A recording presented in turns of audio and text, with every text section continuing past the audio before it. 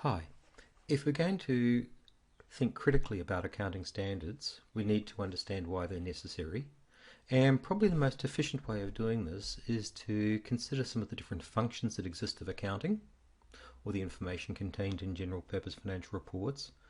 And this will give us some quite critical insights into why regulation is necessary and what it's trying to achieve. The critical point is that it's going to identify the fact that different users and different uses have fundamentally different requirements of the accounting information that's presented in financial reports, and these are mutually exclusive. And so that tells us why we need regulation. You can't keep all the people happy all of the time. Now, the first function of accounting I'm going to talk about here is stewardship. I do this because it's probably one of the oldest functions of accounting that we most commonly discuss. And if I was to summarize stewardship, I'd say it's where the manager of a business who prepares a financial report does so to provide it to shareholders to demonstrate that they have been complying with the delegated authorities to use the capital to generate returns. I think it's also quite interesting because this motivation or this function of accounting is quite evident with the development of general purpose financial reports, and it's quite tightly linked to the development of corporations today. I think this is quite an interesting place to start because you can see the origins of the financial reports that we see today.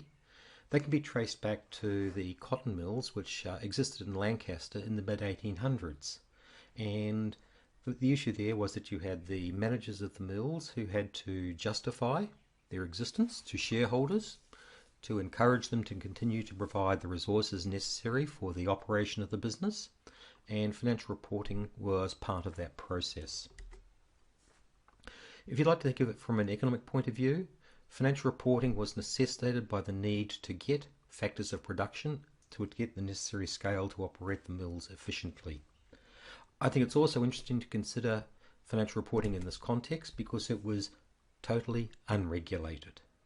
And what you can see is that this is clearly demonstrating there is both a demand for information and there are incentives to provide that information. If I was to more formally define what stewardship represented, I'd say that it's reporting on the control of use of resources to those to whom they are accountable. Most commonly, we think of shareholders who provide equity to the business, and they do so in the expectation of returns. It may be dividends in the short term, and capital gains may be in the longer term. But what they need to see is performance, and they're more concerned with demonstrating past performance. If we think about stewardship and what it means for actual financial reports, we'd probably say that stewardship requires a demonstration of accountability. And if you're going to demonstrate accountability, you'd have to say that this places an emphasis on completed transactions and activities. You had delegated a responsibility. Here is how you complied with it. If you think about what this means for accounting more generally, it probably suggests that you're going to want to see an emphasis placed on recording of transactions, because compliance with authorities is